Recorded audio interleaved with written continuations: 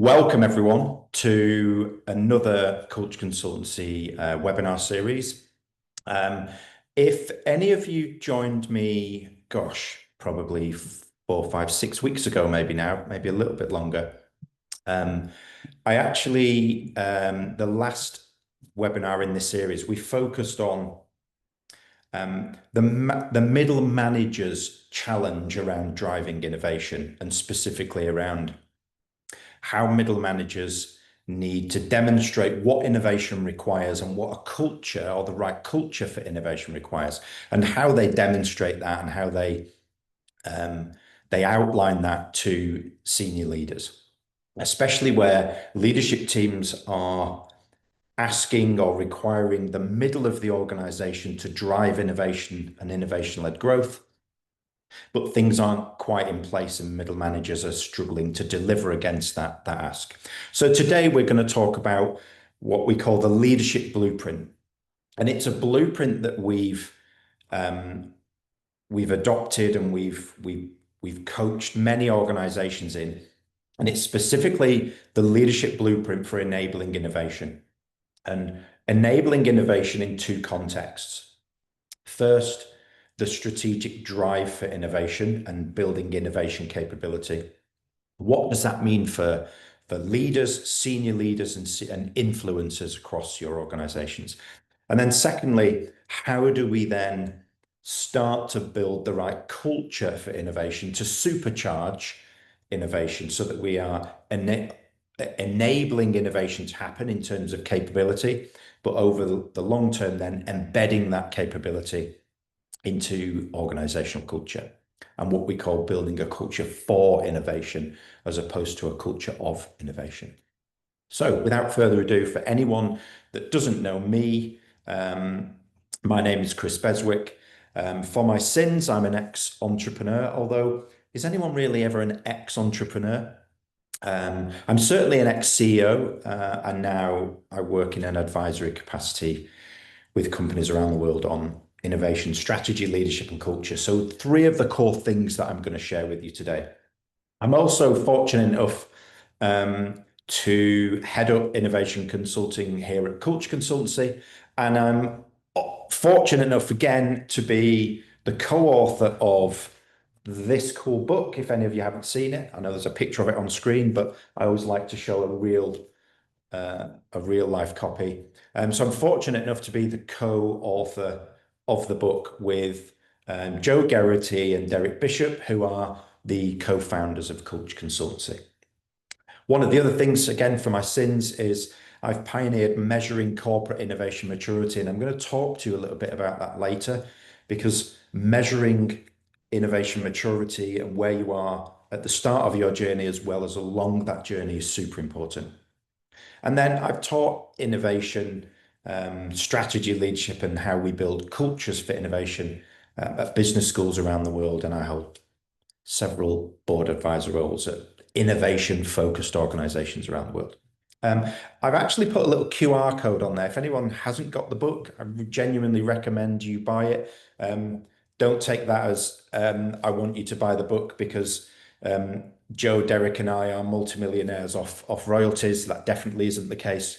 Unless you're J.K. Rowling, none of us are going to retire off the back of book sales. But I definitely recommend the book if you're in this space and you want to really understand the nuts and bolts of how we do some of the things that I'm going to share with you today. The book is not theoretical, it's not hypothetical, it's a real practical guide written by the three of us who are practitioners, not theorists. So there's a QR code on the screen there. Failing that, we will get the slides out to you. So as I'm about to flick on, if you haven't scanned that code, don't worry, you'll get the PDF. So look, why are we here? Well, we're here because we all know that we need to change and evolve and adapt as organizations. And innovation is one of the capabilities that we need to be able to do that. It's not the panacea. Pursuing innovation as an organization isn't the only way that our organizations need to continuously transform. But innovation capability and how we embed that into culture is an incredible conduit and an incredible sort of enabler of all of the behaviors that we need in our organization. So unlike the tongue-in-cheek cartoon you see on your screen, um, we don't really have the opportunity to do nothing because nothing magical is going to happen. The reality is the opposite to this cartoon should be, the recognition that if we don't do anything, something disastrous will happen, or certainly lots of negative things will happen to our organizations, whether that's pace of change, falling out of alignment with customers, competitive threats, market changes, who knows? But we certainly don't live in a world and lead organizations in a world where we have the luxury of saying, do you know what, guys, we're doing all right. Let's just plow on. We don't need to change anything. Everything's good. Now, that's borne out in all of the stats that we see every year. 79% of companies rank innovation among their top three priorities. Myself, Joe and Derek, and the rest of the Culture Consultancy team, we can absolutely confirm those stats. All of the conversations we have with clients around the world are all talking about innovation being in those top priorities. Either it's on the strategic agenda, innovation is now one of the core pillars that's being built into the fabric of their organizations. It's an absolute strategic imperative. The challenge is that despite you as leaders and the leaders that we talk to around the world, so CEOs and C-suite executives, despite the recognition that innovation as a capability is crucial to how we shape the future in organizations, this statistic, I'm going to point, I don't know whether it's this corner or this corner where the slides are appearing, but this statistic still rings true. And every year, BCG, McKinsey, all the big consultancies do global surveys, and these stats aren't really shifting that much. 6% of you as executives rate your innovation performance as excellent, versus 70 to 80% of you say innovation is critical. So we've got this real gap, a real delta in recognition that innovation is crucial, and then what's actually happening in our organizations. And what I'm going to share with you today is the blueprint that we help organizations follow to close that delta, to close that gap, so that innovation still remains critically important, but the performance and the return on your investment in innovation starts to shift from being 6%. What I'd like you to think about is whether the desire and the motivation for innovation is there in your organization, i.e., are you one of those 70, 80% of leadership teams that recognize the importance of innovation? The gap, and why only 6% of you out there and 6% of executives say that their capability to drive innovation is around that 6% mark, is around motivation and following a process and combining that motivation with a disciplined approach. So discipline without motivation is no good, and motivation without discipline is no good. So I want to ask you a couple of things. Think about whether you as an organization are actually asking your managers, and not necessarily just your managers, but they tend to be, as a conduit down from you, they tend to be where your core ask ends up being. Are you asking the middle of your organization, those managers, team leaders, department heads, business unit heads, are you asking them to drive innovation? Are you saying to them, look, innovation is important. It's a strategic imperative. We've signed it off with the board and the investors. We must focus on innovation. Are you asking the business to deliver innovation without actually having the infrastructure in place to make it possible? And the infrastructure in terms of all of the things that innovation as an outcome needs in terms of assets and behavior and culture, etc. Are you asking the business for innovation without actually putting those things in place? Just a question for you. The next question is, have you created accountability for real breakthrough results, like really shifting away from incremental and continuous improvement towards something more significant? And I'm not going to say radical or disruptive, because we have a view here about where the sweet spot is, and I'm going to share that with you in a minute. Do you look at innovation as a project or a capability that needs nurturing? Many of our clients really struggle, and they're struggling to see the return on investment for innovation because they're treating innovation as a project and putting problems or ideas or opportunities through the same project development process that the organization approaches everything with. So just have a think about whether innovation is really being treated differently, or whether it's being pushed through the organization using the same processes, approach, funding, behavior, mindset. Just have a think about that. And then the final one is, have you really combined motivation and discipline? So is the motivation there? Is the desire at board level to drive innovation? Are you one of those 70, 80% of organizations that recognize it, but you're not taking a really disciplined approach? What I mean by that is, we must start to treat innovation like we do every other department and function in our organization. We wouldn't say, look, we don't have a marketing department or any marketing function at the moment, but we've decided that marketing is really crucial to push our organization forward.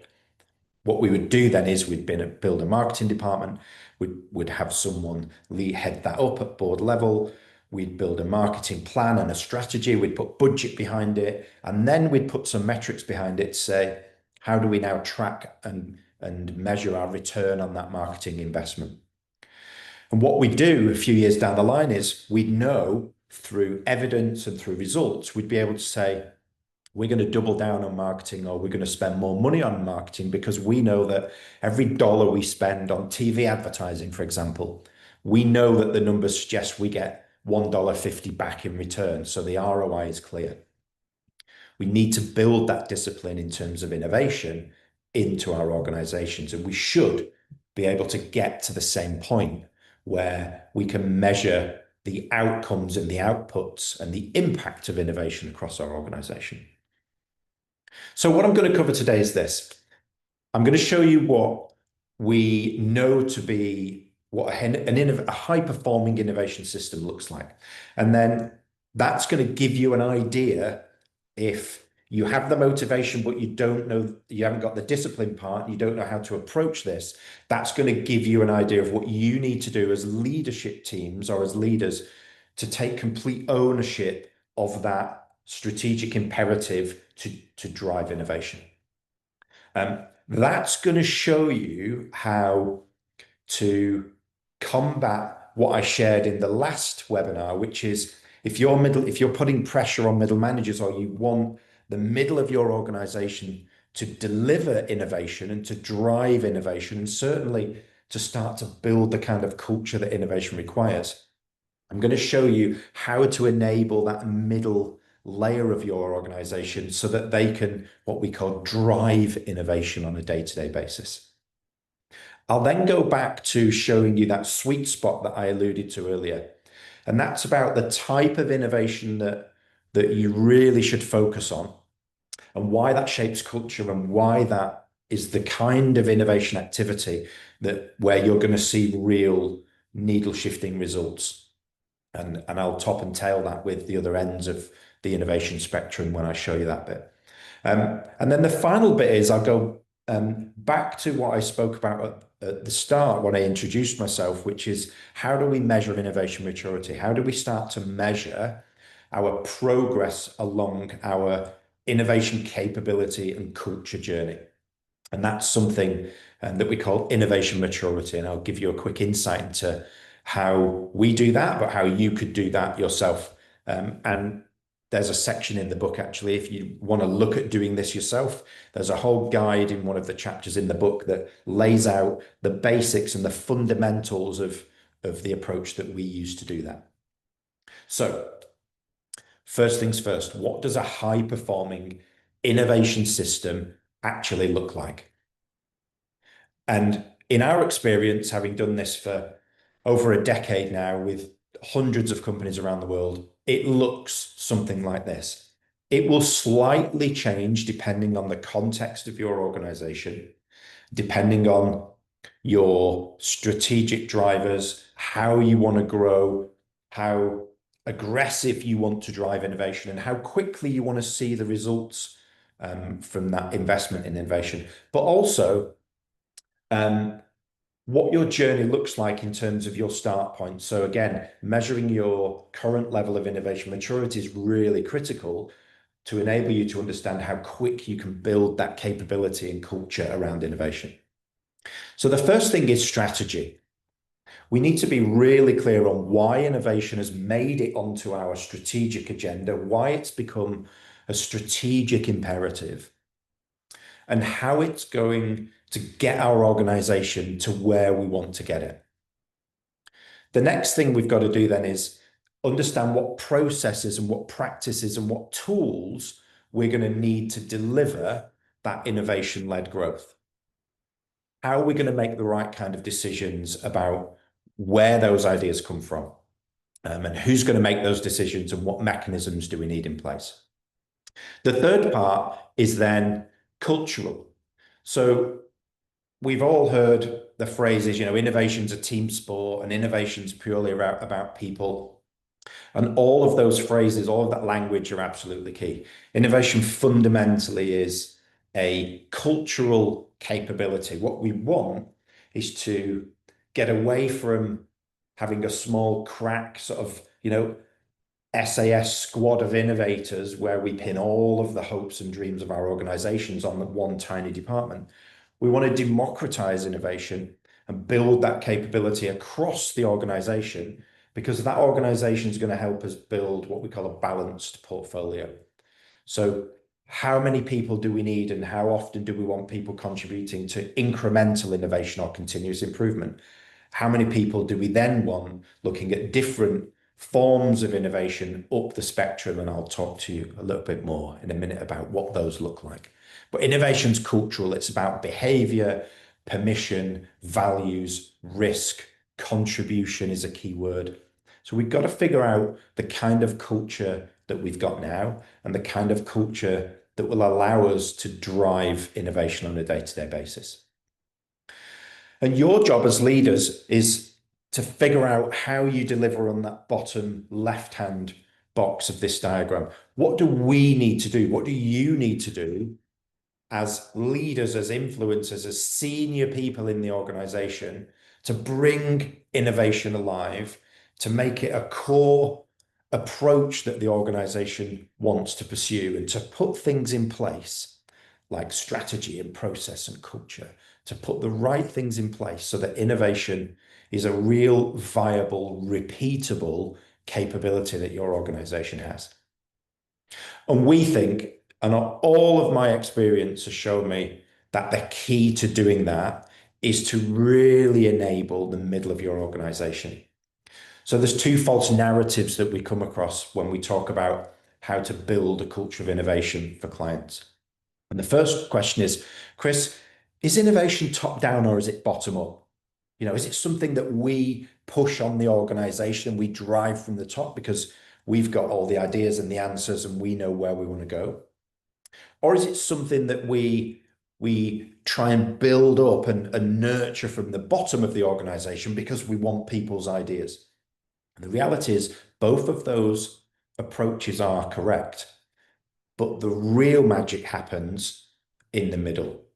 So we build the right culture for innovation from the middle out.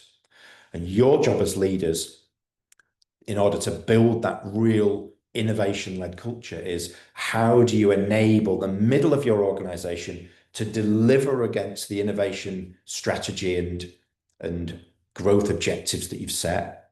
And how do they then engage the bottom of the organization, all of those employees, to what we call contribute to innovation on a day-to-day basis? So what does that look like in practice? Well, it looks like this. In terms of strategy, and innovation, you have to have a clear definition of innovation. The number one question that comes up when we measure innovation maturity in organizations, and we canvass opinion off whole groups of employees across an organization, not just the leadership perspective. The number one blocker to innovation in almost every organization we've measured is there's no clear definition of what innovation means across the organization. There might be multiple definitions, and those definitions might be at certain layers in the organization in terms of hierarchy. They might be in certain departments, but there's no agreed definition of what innovation is. Now, without defining something, it's very difficult to then build a cohesive strategy to pursue the thing that you can't accurately and clearly define. So clear definition of innovation is really important. Aligning your innovation strategy to your corporate growth strategy is also really important. Agreeing on the focus areas of that strategy. So every organization I've ever gone into will have or has had a bandwidth, i.e., how much innovation can we do at any one time? And that might be, when you structure it properly, you might be able to focus on 5 problems at any one time, or 3 or 10. But whatever that bandwidth is, whatever your capacity for running innovation-led problems and ideas, you have to choose the right ones. And building a mechanism and a framework and what we call an innovation thesis to be able to accurately choose the right problems and opportunities to pursue at any one time, aligned to that strategy, is really important.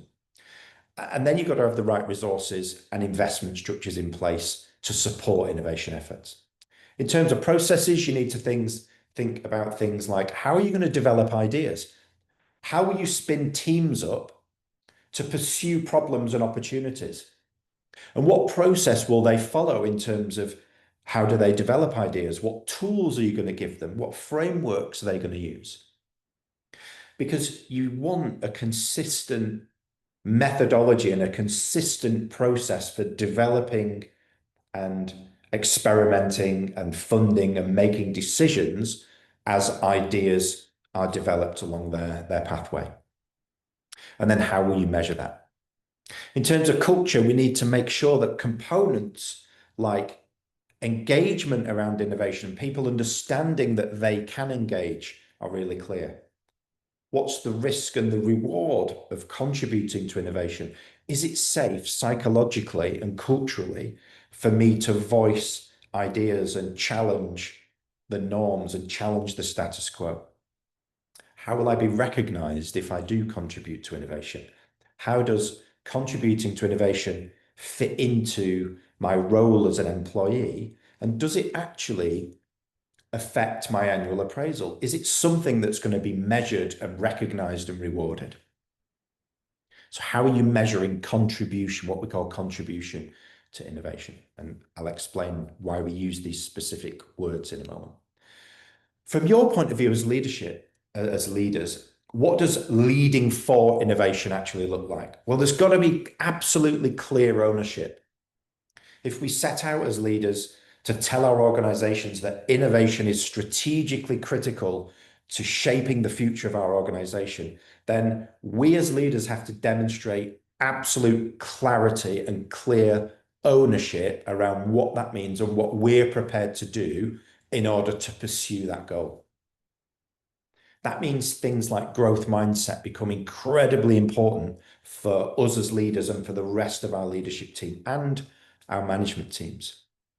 Our behavior and how we show up and how we both physically and verbally support the pursuit of innovation then also becomes clear, because actions match words, as we all know.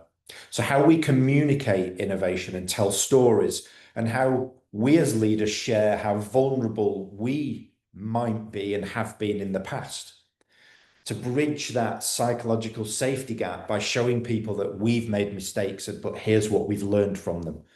You know this, right? As leaders, you know the core components of things like this and how we need to lead as leaders.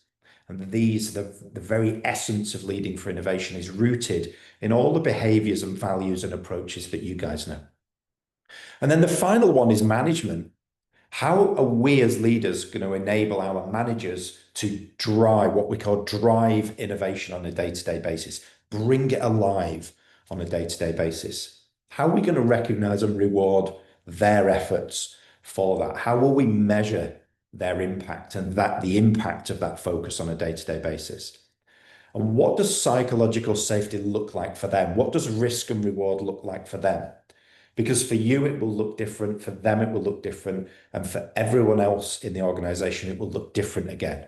So there can't be a blanket approach to psychological safety and risk and reward and learning from failure. It's different for the different layers that we have in our organizations. So the most important part of today about you as leaders, how do you own the innovation agenda? We have a framework that we call Own, Drive, Contribute. And this has been proven over the years to be really, really powerful in how we help leadership teams understand what they need to do, what the middle of the organization needs to do in order to drive innovation, and then what non-managerial employees need to be able to do to contribute to innovation. So we have 3 layers: own, drive, and contribute. Your job as leaders is to be really solid in your foundations around what does it mean for me as a leader to own the innovation agenda?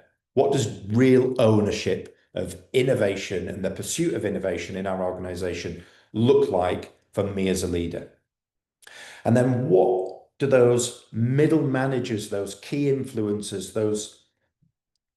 those supercharged enablers of innovation in the middle of the organization, what do they need to be able to bring innovation alive, to drive innovation on a day-to-day basis? And how am I going to put that in place? And then what do they need from me in order to continuously do that on a day-to-day basis? And in our experience, it looks something like this. There are 3 buckets of things that I'd like you to think about. The first one links directly to that strategy and process component of the innovation system. Have you, in your ownership of the innovation agenda, have you made sure that definition's clear, that the strategy is clear, that everyone understands it, that it's in layman's terms, not corporate board presentation to the city and investor speak, that it's in layman's terms so that people can understand it? Is funding and investment and all of those other things that I outlined before in that strategy and process, are they in place? What does the mindset and the mental components of you as a leader need to be? What are the skills? What are the behaviors? What are the mindsets that you need as a leader to have in place? Growth mindset, empathy, curiosity, willingness to experiment, shifting risk into what we call learning episodes rather than episodes of risk. And then what does psychological safety look and feel like to you? It's going to be very, very, very different than what that looks like for your middle management team. So you've got to understand the differences in the role that they play when they're actively trying to drive innovation on a day-to-day basis, and the things that they will come up against and the decisions that they will make and the influence that they need to have and how they're able to do that on a day-to-day basis. Bear in mind, you still want them to deliver the day-to-day, right? So we still need the wheels of the organization to continue to turn. So they're now faced with this dual pressure of deliver the day job, but we also want you to fit in the cool stuff, the ideas, the capitalizing on opportunities, the innovation, the new solutions, the different approaches, the completely different takes on what our business models could be, all of those things. So they've got this dual tension of managing today and trying to deliver innovation for tomorrow. So think about this matrix in the context of what you can own as a leader and what you should own, and then how you can enable the middle of the organization, so that they can enable the rest of the organization to contribute to innovation on a day-to-day basis. So innovation needs to be repeatable. What we're looking for you to be able to do is to build innovation as a capability that your organization can repeatedly deliver. Not a one-off project, not a moonshot, not some blue sky thing that's 5, 10 years in the future. Those things are important in terms of scouting for the future and having a vision of what the future of your organization could or should look like or might need to look like.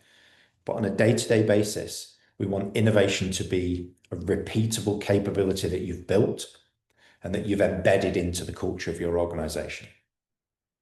What we see in organizations is the challenge between language used and where we position innovation and the focus for innovation. So we all know continuous improvement, or in our world, incremental innovation. On a scale from left to right, it occupies the same territory. Whether it's incremental innovation or continuous improvement, we're talking about multiple hundreds every year, maybe even thousands of small changes and tweaks and increases in efficiency and changes in process that just shift the organization forward every day. Small, tiny, micro changes and tweaks. It's what I call the price of entry. Every organization has to do that, and it almost has to be subliminal. It just has to, it happens on a day-to-day basis. Now you can enable it more, you can supercharge it a little bit, but the kinds of things that you're going to do in this space aren't going to shift the needle. They're not going to massively change the fortunes of the organization, but they're important. And everyone in your organization can contribute to small, continuous, organization-wide tweaks and changes and improvements. The challenge is that most organizations, when they've recognized that they need to push forward with innovation and really build it as a capability and a part of culture, is they say, well, that's innovation. We're already doing that. We're already doing innovation, and it's in this bucket. The narrative that you've all heard and that we've heard regularly over the past 10 years is, if you don't disrupt, you'll die. It's one of the famous sayings, Clayton Christensen, disrupt or die. So what we see in organizations is this false pursuit of the right-hand side of the innovation scale. There's a recognition that there's activity going on in the incremental or the continuous improvement space. Therefore, if that's innovation, but it's not delivering what we need as organizations, we must have to go to the far right of the scale and try and look at something that's radical or disruptive, because that's the language that corporates have been given for the past 10 or 15 years. And it's what I call the seductive mirage. The seductive and the sexy nature of these beautiful, futuristic, blue sky ideas that are going to disrupt whole markets and enable you to become the next Uber or, the next Apple. They're really seductive, right? The thought of completely transforming your organization, turning your whole sector on its head. They do transform organizations, they do transform sectors. But if you look at the work of venture capitalists, it's in essence the same thing. What venture capitalists are looking for are the unicorns, the billion-dollar ideas. The best venture capitalists in the world find one of those every 7 to 10 years. One, every 7 to 10 years, despite all of their investments in hundreds and hundreds of initiatives and startups and early growth or high growth companies. Despite all of that venture capital being invested in organizations like that for the pursuit of finding something disruptive, finding something big, they rarely find them. And the best VCs in the world will outperform your attempts at finding them 100-fold. So my advice is, have an eye on the future and don't take your eye off the future and be scouting for new technology and new markets and new future opportunities that might be 5, 10 years down the line. You should all be devoting time as leaders to designing the future and having a view on what the future could look like for your organization. But those ideas, even if you find one and they are disruptive, they don't happen every day. So they're not going to shift the needle of your organization every day. My advice is build capability and build culture and build that system that I shared with you earlier to focus on the middle ground. The middle ground is what I call differentiated innovation. It's more than incremental, but it's not as disruptive as trying to be radical or disruptive innovation. It's not as big, it's not as risky. The beauty about differentiated innovation, its focus is in its very language. How do we demonstrably and measurably do things different as an organization? Way, way more different than incremental or continuous improvement. More than likely, customer focused, human centered. How do we go out and really figure out what our customers want, what our strategic partners want, what the market wants, and how do we look for problems and opportunities and devote our innovation time, energy, and resources into solving those problems or come up with ideas to capitalize on those opportunities. So unlike activity on the left, which is tiny scale, incredibly frequent, but tiny cost, tiny risk, tiny impact, or the right-hand side, which are huge, huge risks, very, very strategic, very expensive. They come with risk, but by default, if you pull them off, yes, they're massively impactful. Activity on the left involves absolutely everyone in the organization. Activity on the right probably only involves half a dozen people at the top of your organization because it's big strategic plays that carry risk, that mean decisions need to be made at the top of the organization. What I'd like you to do, if you're not already pursuing innovation and innovation's on your agenda, is figure out how you can operate in the middle ground. The middle ground is about understanding your capacity as an organization to solve problems that are costing you a significant enough amount of money, but aren't insurmountable. They're not things that are going to take 10 years to solve. They're things you can solve within a year, maybe within 6 months. They might be costing you a few £100,000 or dollars every year versus stuff on the left might only be costing you a few thousand. They're ideas and opportunities that you can spin small teams up and give them the tools and the processes and the frameworks that I outlined in that top right-hand box of the system. And you can do it with frequency and significant impact without huge risk and without huge cost. The key is when you make it cultural, you make it repeatable. So you can do these tens or dozens, 20, 30, 40 times a year, depending on the capability and the capacity of your organization. Each one of those ideas, each one of those problems in that space should be worth a significant enough amount of money that you're able to demonstrate genuine ROI on the investment in that middle ground. Yes, you're going to have to take some risk. Yes, you're going to have to understand the nuance around risk and learning episodes. Yes, you're going to have to understand growth mindset. Yes, you're going to have to understand as leaders how you enable a different type of culture in your organization so that people feel free to take what we call informed risk, not cavalier risk. We don't want people just going out saying, yeah, well, our culture is really free and flexible and they want innovation and it's creative. So we're just going to take some risk and try things. That's when it becomes cavalier and that's dangerous. Building the right process and systems and frameworks means risk becomes what we call informed risk. We make data-driven and evidence-based decisions to take a bit of risk on how we solve and pursue things.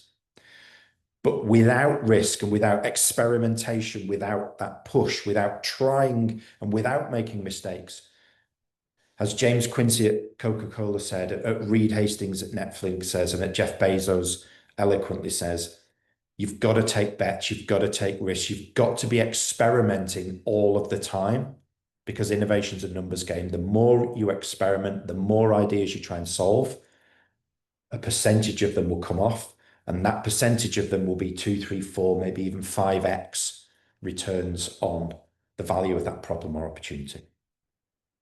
So how do you develop and invest in ideas that you've deemed are critical? Your teams need what we call an idea life cycle. So when a team has an idea or they have a problem or an opportunity that they want to solve or capitalize on, you need a consistent framework that every team follows. Because the more consistency you have, the more you're able to measure it, the more predictable it becomes, the more easier it is to invest in ideas, whether they're at stage 1, 2, 3, 4, 5 in your life cycle. This isn't stage gate. It's not product development. It's not your typical process. It's a specific process and life cycle developed depending on how you as an organization want to make decisions, how you as an organization feel ideas develop, and the kind of evidence that you want as a leadership team to be able to make data-driven and evidence-based decisions on how ideas are progressed. You'll have to put a team together to assess those ideas, what we call a venture board. You're going to have to devote some time. You're going to have to devote some resources. So in the bottom right of the slide that I'm sharing, that's what we call an innovation process. Clear, staged processes that ideas need to be taken through, that teams need to develop. Clarity on how often those teams are going to meet with decision makers, clarity on the time that they're being given to devote to solving problems, and clarity on things like budget and allocation of resources. These are the practical processes and frameworks and tools that you need to put in place to make innovation systematic and repeatable.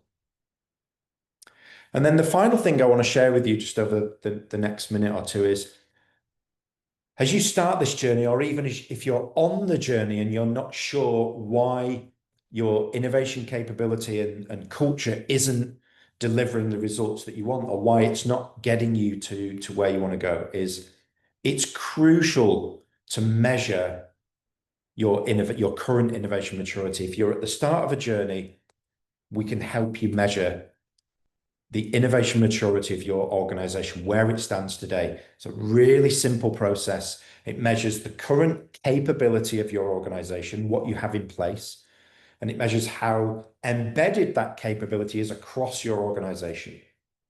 And what it's going to do is flag up what we call blockers or red flags. And the red flags aren't critical. It's not the end of the world. The system for measuring innovation maturity highlights the things that are most likely holding your organization back today.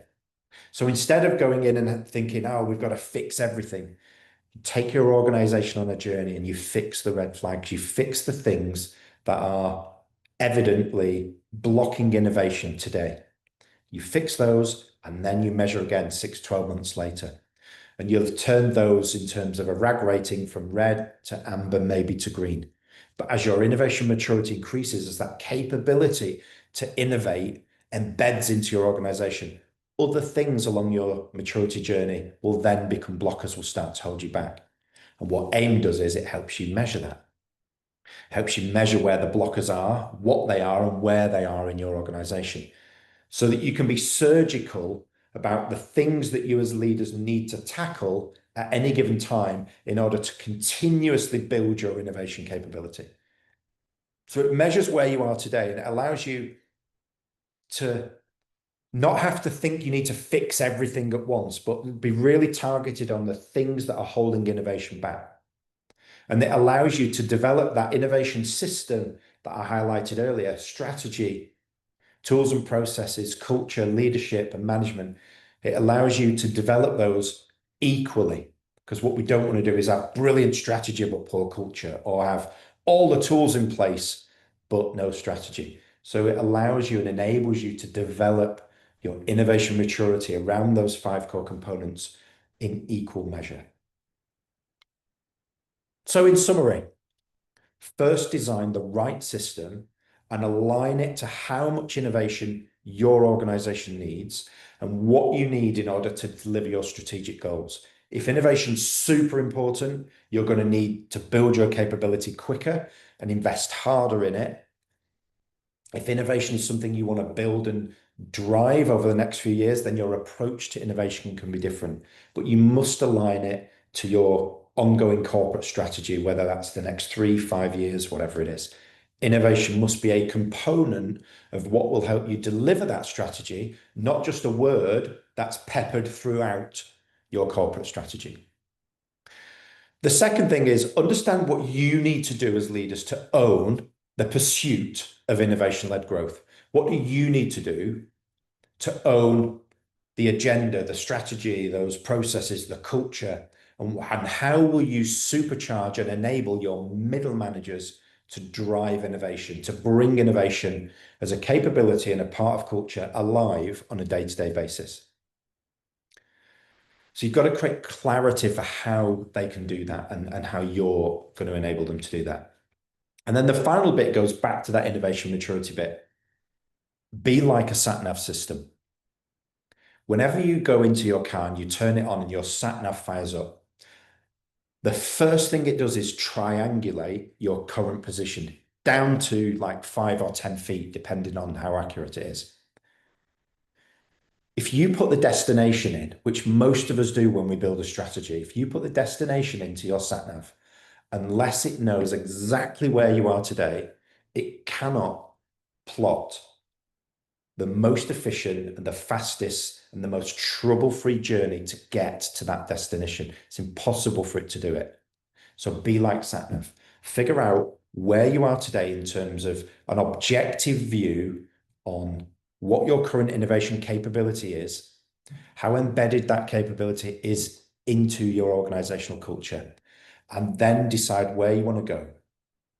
And you'll be able to accurately plot the most efficient journey to get from where you are today to where you want to get to, just like a sat-nav system. I'm going to open the floor up now. We've got about 10, 15 minutes for questions. So if anyone has any kind of questions, I'd be happy to answer them.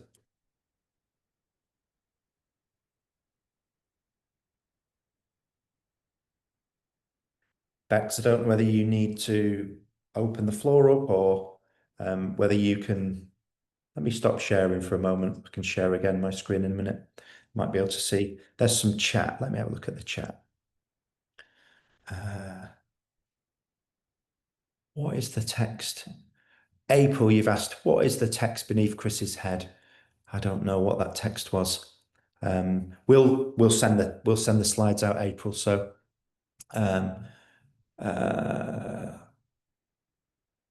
any other questions from anyone? Any specific questions on whether it's strategy or the leadership component, or how you might even start this across your organizations? Either drop it in the chat or feel free to mute. Bex, I don't know whether people are able to speak. Have we got that? Where do you start? So I am not even going to try. I'm going to try and pronounce your name. If I get it wrong, then feel free to chastise me. Canilwe. Where do you start? Well, I would start by figuring out where and what you want innovation to deliver for you. So does your organization need to grow at a certain level? What we call the innovation growth gap.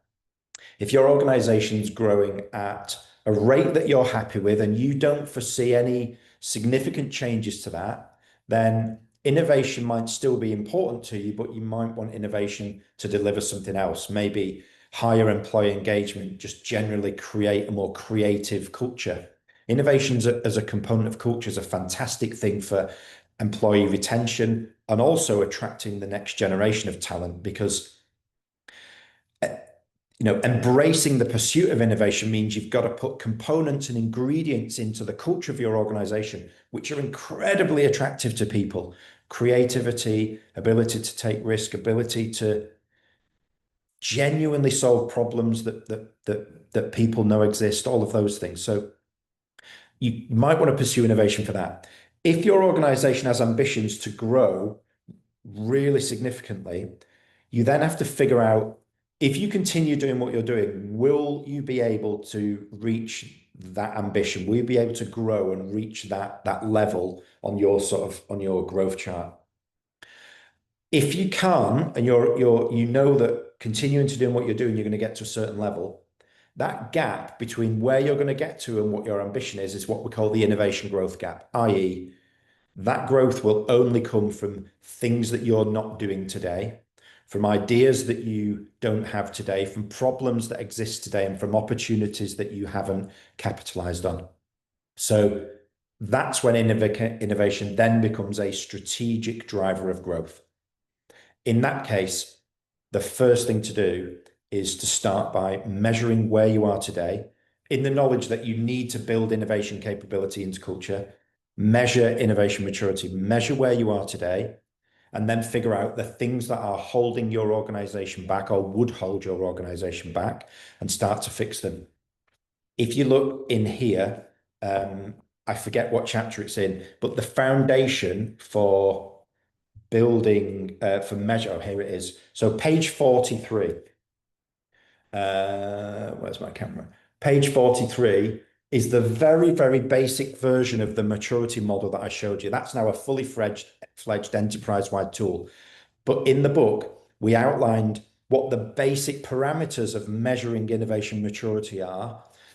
So start there. Figure out what's holding your organization back, and then create a plan to transform and solve those problems and start to build that innovation capability.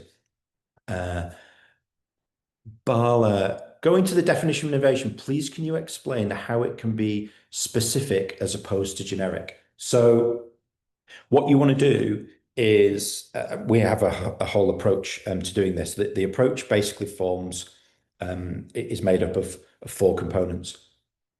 You want to define what innovation specifically means to you. So the approach we use is the definition is made up of four components.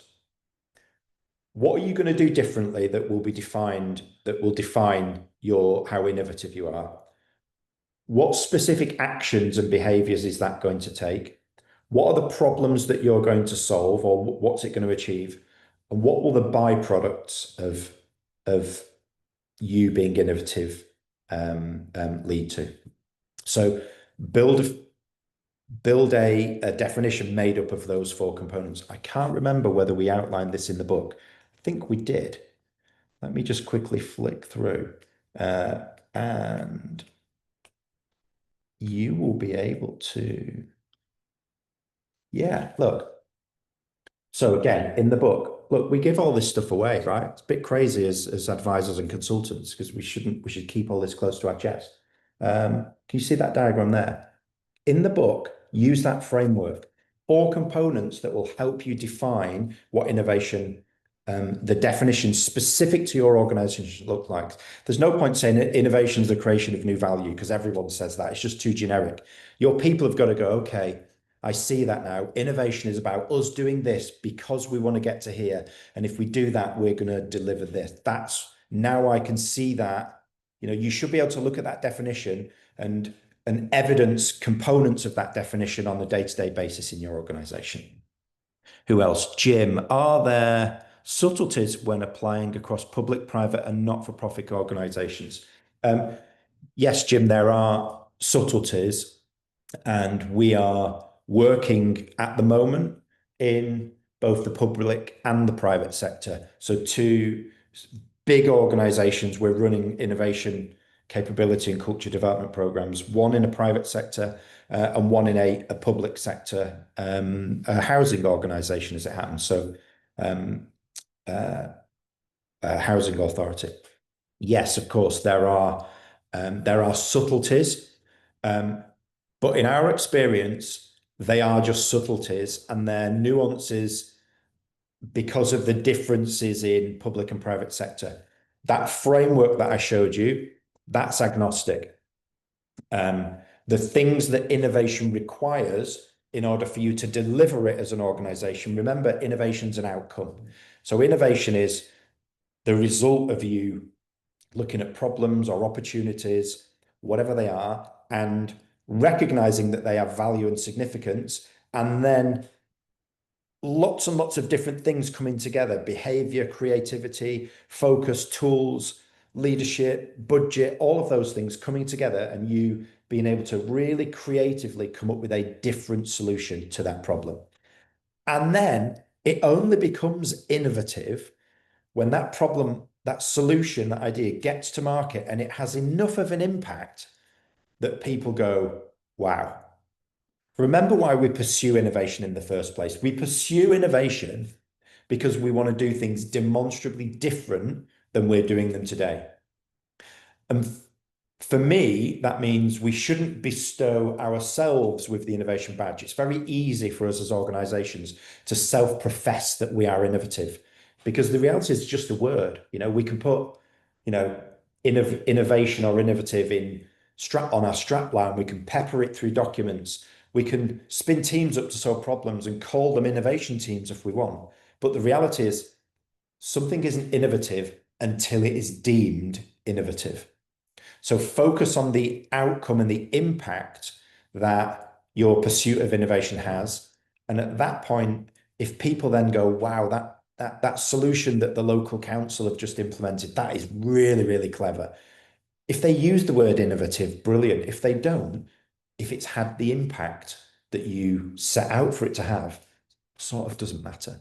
But yes, there are subtleties, but the process, the cultural components, risk, behavior, the right mindset, curiosity, experimentation, they're all totally agnostic whether you're public or private sector. Anyone else got any questions? Feel free to unmute if you're able to, if you want to ask a question, or if you're not like Canelwyn, you want to chastise me for saying your name wrong, because that was my best attempt. Feel free to unmute. Or if there are any other questions, quickly drop them in the chat. We've got another couple of minutes, and I can, is the goal and definition first, or why it's not working, so you can identify the blocks, then identify the approaches? Yeah. So what Fraser's saying is the goal and definition first, or why it's not working, so that you can identify the blocks? I personally would focus on why innovation's not working. So measure your current, agree as a senior team that innovation is crucial. And then the first goal then is measure your current innovation level of innovation maturity. One of the core questions in our assessment is around definition. So the definition will undoubtedly come up as one of the core blockers of why innovation isn't an embedded part of your culture. So I would agree with your leadership team to pursue innovation to start to build capability and culture. And then the first step is measure where you are today, in the knowledge that definition's probably going to be one of those blockers that comes up first. Right, we have one more minute. So I'm quickly just going to share a few things. If you want to talk about innovation, if you want help and want to discuss how you can build the right culture for innovation, how you can build that capability, reach out and let's have a chat. There's no obligation, doesn't cost anything to talk. But if it's something that you want to pursue, then let us know. Any of the culture consultancy team are always happy to chat about this. We live and breathe culture. We live and breathe innovation-focused cultures. So we'll either be able to answer your queries, or we'll certainly be able to point you in the direction of someone that can. And if anyone doesn't know anything about us, we are super cool to work with. We are an eclectic mix of ex-CEOs, ex-leaders, practitioners. Almost everyone on the team has been in a role just like you.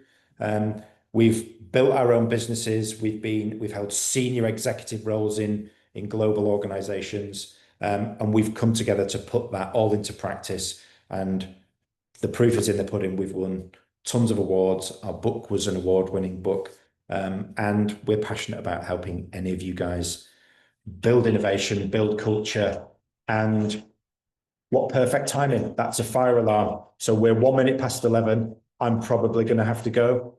Enjoy the rest of your day. And the fire alarm stopped. So hopefully we're all safe. Enjoy the rest of your day. We're 1 minute past the hour. If I haven't answered any questions or you didn't feel comfortable voicing them or putting them in text, drop me an email, chris.beswick@cultureconsultancy.com. I will do my best to answer any questions you've got. You will be getting a copy of the slides. So wherever you are in the world, enjoy the rest of your day. Thank you for coming.